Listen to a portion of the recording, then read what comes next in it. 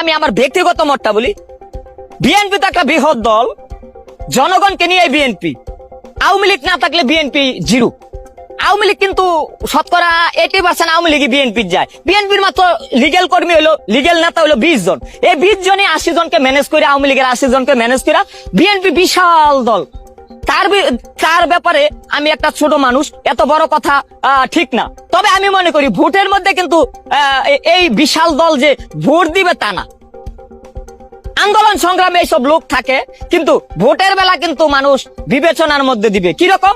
আমার ভোট আমি দিব যাকে খুশি তাকে দিব, এইটা না।